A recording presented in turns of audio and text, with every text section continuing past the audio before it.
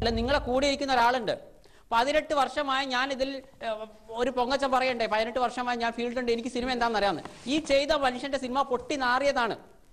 ഇത്രയൊക്കെ വിവരമുള്ള ആളുകളുടെ സിനിമ എന്തുകൊണ്ട് പരാജയപ്പെടുന്നു? എത്ര പൈസയുടെ നഷ്ടം ഉണ്ടായി ആ നിർമ്മാതാവിന്? നിങ്ങൾ പറയുന്നുണ്ടല്ലോ നിങ്ങൾക്ക് നല്ല സിനിമ അറിയാതെ, എങ്കിൽ നീ കാണിക്കേ. വെറുതെ നാക്കൊണ്ട് ഗോൾമുട്ട വരച്ചുകൊണ്ട് കാര്യമില്ല. സന്തോഷ് പണ്ഡിറ്റ് പ്രൂവ് ചെയ്ത് കഴിഞ്ഞു. വെറും 5 ലക്ഷം രൂപയ്ക്ക് 105 പുതിയ താരങ്ങൾ വെച്ച് സൂപ്പർ ഹിറ്റ് ഉണ്ടാക്കാമെന്ന് ഞാൻ തെളിയിച്ച ഒരു വ്യക്തിയാണ്. എന്റെ മുന്നിൽ ഒന്നുമല്ലാത്ത ഒരാൾ അങ്ങനെ സംസാരിക്കരുത്. ഒരു ഇന്ത്യൻ പൗരനാണ്. അയാൾക്ക് ഇതുപോലെയുള്ള ആഭാസ തരത്തിലുള്ള ഡ്രസ്സുകളൊക്കെ ഉപയോഗിക്കാനുള്ള സ്വാതന്ത്ര്യം ഭരണഘടന കൊടുത്തിട്ടുണ്ട്. അയാൾ തുണിയില്ലാതൊന്നും അല്ലല്ലോ നിൽക്കുന്നത്. അപ്പോ അത് അയാളെ സംബന്ധിച്ചിടത്തോളം അയാളുടെ ഏറ്റവും ഇഷ്ടപ്പെട്ട വേഷം അതാണ്. അയാൾ കുളിക്കാൻ പോകുമ്പോഴും അത് തന്നെ ഇടുന്നത്. എനിക്ക് മനസ്സിലാവാത്ത ശ്രീ നിഷാദ്, നിങ്ങൾ എല്ലാവരും പറഞ്ഞുകൊണ്ടിരിക്കുന്നത് സന്തോഷ് പണ്ഡിറ്റ് എന്ന വ്യക്തി, അദ്ദേഹത്തിന്റെ പെരുമാറ്റം, അദ്ദേഹത്തിന്റെ അഭിനയം എന്നൊക്കെയാണ്. നമ്മൾ ചർച്ചയ്ക്കെടുത്തത് ഈ സിനിമ എന്തുകൊണ്ട് നമുക്ക് അവഗണിക്കാൻ പറ്റുന്നില്ല എന്നാണ്. അവഗണിക്കാൻ പറ്റുന്നില്ല എന്ന് വെച്ചാൽ ഒരു ചർച്ചയല്ല പോലും. പ്രേക്ഷകർ തന്നെ പറഞ്ഞു കഴിഞ്ഞാൽ ഇവർ എന്തുകൊണ്ടാണ് സിനിമ കണ്ടതെന്ന് അവർ പറഞ്ഞു കഴിഞ്ഞു. തെറി വിളിക്കാൻ കിട്ടുന്ന ചാൻസ് എന്റെ ഒരു സുഹൃത്ത് ഇവിടെ നിന്ന് പറഞ്ഞു, ഞങ്ങൾ ഫുൾ ടൈം 3 മണിക്കൂർ തെറി വിളിക്കായിരുന്നു. അതിന് കിട്ടുന്ന ഒരു അവസരം അവന് 50 രൂപ 100 രൂപ കൊടുക്കണ കുഴപ്പമില്ല. മലയാള സിനിമയ്ക്ക് നേരെ കൂടി ആകാം എന്ന് ഡോക്ടർ ചൂണ്ടിക്കാട്ടി. തീർച്ചയായിട്ടും അതും കറക്റ്റാണ്. പക്ഷേ സന്തോഷ്, താങ്കൾ അത് ഉദ്ദേശിച്ചിട്ടുണ്ടോ എന്നുള്ള കാര്യത്തിലാണ് നമുക്ക് സംശയം. മുഖ്യധാരാ സിനിമയോടുള്ള വെല്ലുവിളി എന്നൊക്കെ കേട്ട് താങ്കൾ തന്നെ ഞെട്ടുന്നുണ്ടോ? താങ്കൾ എപ്പോഴെങ്കിലും മനസ്സിൽ ചിന്തിച്ചിട്ടുള്ള കാര്യമാണോ ഇത്? ഒരു ഞെട്ടലുമില്ല. അല്ല, ഞാൻ പറയട്ടെ, ഇവർക്ക് ഒരു കലാകാരൻ എന്ന വാക്കിന്റെ അർത്ഥം ഇവർക്ക് അറിയില്ല. തിയേറ്ററുകളിൽ സിനിമയാണ് വരുന്നത്, സിനിമ കാണാനാണ് ആളുകൾ വരുന്നത്. കാണാൻ കുറച്ച് ആളുകളെ അങ്ങോട്ട് കൊണ്ടുവരിക. ആദ്യം അവഗണിച്ച തിയേറ്ററുകൾ പോലും ഇപ്പോഴെടുത്തു. ഈ കുറ്റം പറയുന്ന ചില മുഖ്യധാര സിനിമാ പ്രവർത്തകർ തന്നെ അദ്ദേഹത്തിന്റെ അടുത്ത് നിന്ന് സിനിമ വിതരണത്തിനെടുക്കാൻ തയ്യാറാണെന്ന് അറിയിച്ചു എന്നുള്ള വാർത്തകൾ ഇപ്പോൾ വന്നുകൊണ്ടിരിക്കുന്നുണ്ട്. എന്തോ ഒന്ന്, അത് നല്ലതാണെങ്കിലും ചീത്തയാണെങ്കിലും എന്തോ ഒന്ന് സംഭവിക്കുന്നുണ്ട്. അത് എന്താണെന്ന് കണ്ടുപിടിക്കേണ്ടതും പറയേണ്ടതും നിങ്ങളാണ്. ഇത്രയും ഹൈപ്പ് ഈ സിനിമയ്ക്കും ഈ ആൾക്കും കൊടുത്തത് മീഡിയയാണ്. തിയേറ്ററിൽ പോയി കണ്ടത് മീഡിയ അല്ല. അവഗണിക്കാൻ പറ്റാത്ത ഒരു സാന്നിധ്യമുണ്ട്. മീഡിയ സപ്പോർട്ട് ഇല്ലാതെ ആർക്കും ഈ വന്ന കാലത്ത് നിൽക്കാൻ പറ്റത്തില്ല. എങ്ങനെയാണ് ഈ കൃഷ്ണൻ രാധയും ഒരു സിനിമയായതും തിയേറ്ററിലെത്തിയതും പ്രേക്ഷകർക്ക് മുന്നിലെത്തിയതും? എന്നെ ദയവ് ചെയ്ത് ഒരു ശത്രുവായി കണക്കാക്കണ്ട.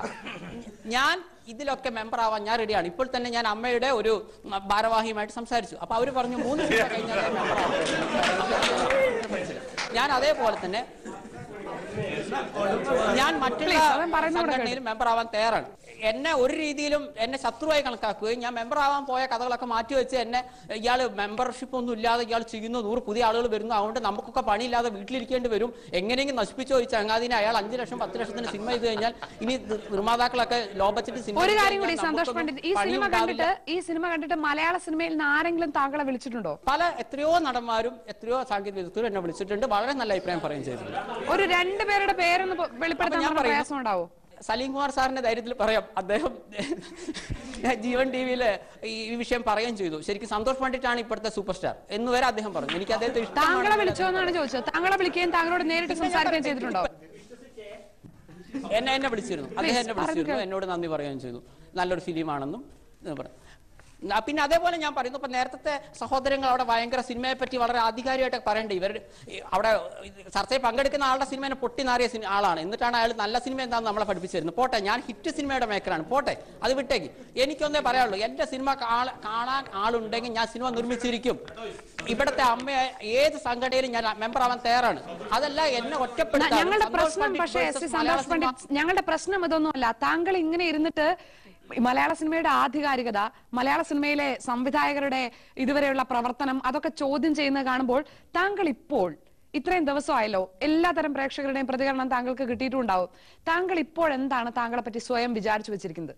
ഞാൻ വിചാരിച്ചു വെച്ചിരിക്കുന്നത് ഇത്രയേ ഉള്ളൂ, എൻ്റെ അടുത്ത സിനിമയായാലും ഒരു ക്രൗഡ് പുള്ളിങ് എനിക്ക് ഉണ്ടാക്കാൻ പറ്റും. ആളുകൾ ചിരിച്ചോ കരഞ്ഞോ, അത് ഞാൻ നേരത്തെ പറഞ്ഞു. ഇങ്ങനെ സിനിമയെ എടുക്കാവുന്ന വാശിയൊന്നുമില്ല. ഒരു ഇന്ത്യൻ പൗരൻ എന്ന രീതിയിൽ എനിക്ക് സിനിമ എടുക്കാം. അത് ഇവിടുത്തെ ഇന്ത്യൻ സെൻസർ ബോർഡ് എനിക്ക് തന്നു കഴിഞ്ഞാൽ ഞാൻ സിനിമ എടുത്തിരിക്കും. ഇഷ്ടമുള്ള പുതിയ മനസ്സുള്ള കണ്ടാൽ മതി. അതിൽ ഫോക്കസ് ഔട്ട് ഉണ്ടാവും, അതുണ്ടാവും, ഇതുണ്ടാവും. എനിക്ക് അത്രയ്ക്കുള്ള വിവരമേ ഉള്ളൂ. ഇഷ്ടമുള്ള കണ്ടാൽ മതി. എന്റെ അടുത്ത സിനിമയും വരും, അത് സൂപ്പർ ഹിറ്റ് ആവുകയും ചെയ്യും. ഇവിടെയുള്ള ഒരു ചൊറിഞ്ഞ് നടക്കേണ്ട ഒരു ചൊറിഞ്ഞ് തന്നെ നടക്കേണ്ടി വരും. ഈ സിനിമ എന്താണ് അർഹിക്കുന്നത്? ഈ സിനിമ അർഹിക്കുന്നതെന്ന് പറഞ്ഞാൽ യഥാർത്ഥ സാധനം ചവിട്ടുകൊട്ടയിലാണ്, വേറെ ഒന്നുമല്ല. പിന്നെ ഞാൻ പറഞ്ഞല്ലോ, ഞങ്ങൾ ഉൾപ്പെടെയുള്ള സിനിമാ പ്രവർത്തകരുടെ ഭാഗത്തു നിന്ന് വീഴ്ചകൾ ഉണ്ടായിട്ടുണ്ട്. ഇത് സ്വാഭാവികമായി വിമർശനത്തോടു കൂടി കേരളത്തിലെ പ്രബുദ്ധരായ യുവജനങ്ങൾ ഈ സിനിമ കണ്ട് തെറി വിളിച്ച് ഞങ്ങൾക്ക് തരുന്ന ഒരു എന്താ പറയാ വാണിംഗ് ആണ്. പ്രേക്ഷകർക്ക് ഇങ്ങനെ ഒരു അവസ്ഥ ഉണ്ടാക്കാതിരിക്കാനുള്ള ബാധ്യത പ്രേക്ഷകർ വിശ്വസിക്കുന്ന ചലച്ചിത്ര പ്രവർത്തകർക്കുണ്ട്. നിങ്ങളത് എങ്ങനെ കൈകാര്യം ചെയ്യാൻ ഉദ്ദേശിക്കുന്നത്? എനിക്ക് പറയാനുള്ള സാധനം, എനിക്ക് ഈ വരുന്ന പിള്ളേരോട് ഇവരോട് എല്ലാവരും പറയാൻ ഒറ്റ കാര്യമുള്ളൂ. ഇതുപോലൊരു അവസ്ഥയിലാണ് കന്നഡയിൽ കന്നഡ പടം ഇല്ലാണ്ടായത്, മഹാരാഷ്ട്രയിൽ അവിടുത്തെ മറാഠി ചിത്രങ്ങൾ ഇല്ലാതായത്. കാരണം ഇപ്പൊ തന്നെ നമ്മളെ തമിഴ്നാട് കയറി ഭരിച്ചുകൊണ്ടിരിക്കുകയാണ്. ഇപ്പൊ തന്നെ ദീപാവലിക്ക് ഇവിടെ 3 പടങ്ങൾ. സത്യം എനിക്കൊക്കെ വളരെ വിഷമമായിരുന്നു. ഇപ്പൊ എല്ലാം അടക്കി വാഴുന്നത് തിയേറ്ററുകാരാണ്.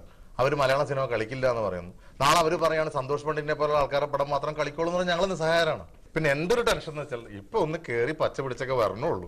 അപ്പൊ അതുകൊണ്ട് ആ ഒരു ടെൻഷനും കൂടി ഉണ്ട് എന്ന് കൂട്ടിക്കോളൂ. സ്തുതിയും നിന്ദാസ്തുതിയും തമ്മിൽ വേർതിരിച്ചറിയാൻ പറ്റാത്ത ഒരു അവസ്ഥ വരിക എന്ന് പറയുന്നതാണ് ഏറ്റവും അപകടകരമായിട്ടുള്ള സ്ഥിതി. സന്തോഷ് പണ്ഡിറ്റ് കുറച്ചത് കാണിക്കുന്നുണ്ട്. പക്ഷെ എനിക്ക് തോന്നുന്നു മലയാള സിനിമയിൽ ഇത് വ്യാപകമായിട്ടുള്ളൊരു രോഗമാണ്. ഇത് ശ്രദ്ധിക്കേണ്ട ഒരു കാര്യമാണ്. ഇപ്പൊ സന്തോഷ് പണ്ഡിറ്റിന്റെ തന്നെ ട്രെയിലർ അല്ലെങ്കിൽ സിനിമാ ഭാഗത്തു നിന്നുള്ളൊരു കോട്ട് വെച്ച് കഴിഞ്ഞാൽ വാല് കൊണ്ട് നാണം മറയ്ക്കാനാവില്ല. പക്ഷെ അതിനോട് ചേർത്ത് തന്നെ നമ്മൾ പറയേണ്ടി വരും, എങ്ങാണ്ടൊരിടത്ത് ആല് മുളച്ചു കഴിഞ്ഞാൽ അത് തണലും ആവില്ല. ഇപ്പൊ സ്കൂളിലിരിക്കുക ഒരു ഭ്രാന്തനങ്ങ് കാണിച്ചു പോയാൽ നമ്മൾ എന്ന് പറയും. അവന്റെ വിചാരം എന്തോ അവന്. അതിനാണ് ശ്രീ സന്തോഷ് പണ്ഡിറ്റ് മറുപടി പറഞ്ഞത്, അങ്ങനെയാണെങ്കിൽ നിങ്ങൾ അതേ അർഹിക്കുന്നുള്ളൂ എന്ന്.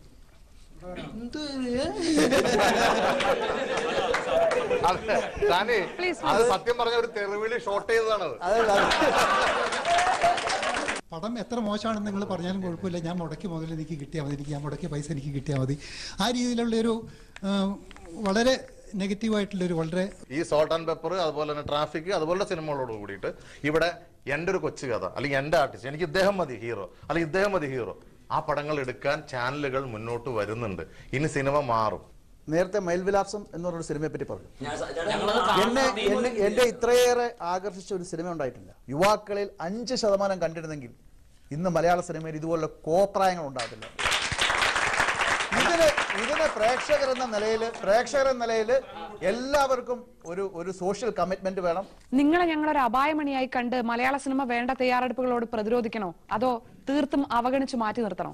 സന്തോഷ് പണ്ഡിറ്റിന്റെ പണിതേ അടങ്ങൂ. സന്തോഷ് പണ്ഡിറ്റിനെ പോലത്തെ ലോ ബഡ്ജറ്റ് സിനിമ വരുമല്ലോ, ഞങ്ങൾക്ക് പണിയില്ലാതാവുമല്ലോ, അയാൾ പുതിയ മുഖക്ക് ചാൻസ് കൊടുക്കണമായിട്ട് എനിക്കിട്ട് പാര പണിയുകയാണെങ്കിൽ സന്തോഷ് പണ്ഡിറ്റ് വേഴ്സസ് മലയാള സിനിമ എന്ന് വരും. എന്റെ സിനിമകൾ സൂപ്പർ ഹിറ്റ് ആവുകയും ചെയ്യും, മലയാള സിനിമ മാനം കെടും. സോ എന്റെ സിനിമയ്ക്ക് ആളുള്ളിടത്തോളം കാലം ഞാൻ സിനിമ ചെയ്യും. ആ സിനിമ എന്നാണോ ജനങ്ങൾ ഇഗ്നോർ ചെയ്യുന്നത് അന്ന് ഞാൻ പരിപാടി അവസാനിപ്പിക്കും. നിങ്ങൾ പറഞ്ഞല്ലോ ആളുകൾ കളിയാക്കാനാണ് സിനിമ കണ്ടതെന്ന്. എന്തായാലും കുഴപ്പമില്ല, എനിക്ക് സുഹൃത്തുക്കൾ ഒരാൾ ടിക്കറ്റ് എടുക്കുമ്പോൾ എനിക്ക് 50 രൂപ കിട്ടുന്നു, അത് മതി എനിക്ക്. അത് മതി നമുക്ക്. പക്ഷേ അത് പോരല്ലോ. ഈ കൃഷ്ണൻ രാധയും കാണാൻ തിയേറ്ററിലേക്ക് ആളുകൾ ഓടുന്നു എന്നുള്ളത് നേരത്തെ നമ്മൾ പറഞ്ഞതുപോലെ പ്രേക്ഷകരിൽ നിന്നുള്ള അപായ സൂചനയായി വേണമെങ്കിൽ സിനിമാ ലോകത്തിന് കാണാം. അല്ലെ, ഞാൻ നേരത്തെ പറഞ്ഞത് തന്നെയാണ് അതിൽ കാര്യം. സന്തോഷിനെ എക്സ്പ്രസ് ചെയ്യുന്നു. ഓഡിയൻസിന് അവരുടെ സെയിം അവകാശം ഓഡിയൻസിനുണ്ട്. അവർ എന്ത് കാണണം എന്ത് കാണണ്ട എന്നുള്ളത് തീരുമാനിക്കാനുള്ളത്. പ്രേക്ഷകർ പറഞ്ഞതിൽ കൂടുതൽ ഒന്നും പങ്കുവെക്കാനോ ചൂണ്ടിക്കാട്ടാനോ ഇല്ല. കാരണം പ്രേക്ഷകർ തന്നെയാണ് സിനിമയിൽ ഈ സിനിമയ്ക്കുള്ള സ്ഥാനം എന്താണ് എന്ന് തീരുമാനിക്കുന്നതും അതിന്റെ യാഥാർത്ഥ്യത്തെ പറയുന്നതും. തിയേറ്ററുകളിൽ കൂവിയാർക്കുന്നവരിൽ നിന്നല്ല ഒരു സിനിമ എന്താണ് എന്ന് മലയാള സിനിമ തിരിച്ചറിയുന്നത്. എന്തു തന്നെയാണെങ്കിലും മലയാള സിനിമയുടെ ഭാഗമല്ല, മലയാള സിനിമ ഇത് കണക്കാക്കുന്നില്ല എന്ന് പറഞ്ഞാലും ചെറുതായെങ്കിലും എവിടെയോ ആത്മവിശ്വാസത്തിന് ഉലച്ചിൽ തട്ടുന്ന ഒരു തട്ട് കൃഷ്ണനും രാധയും നൽകുന്നുണ്ടോ എന്ന ചോദ്യം മാത്രമാണ് ബാക്കിയാവുന്നത്. ചർച്ചയിൽ പങ്കെടുത്ത എല്ലാ അതിഥികൾക്കും നന്ദി. ഇന്നത്തെ നിയന്ത്രണ രേഖ ഇവിടെ പോകണമെന്ന്. നമസ്കാരം.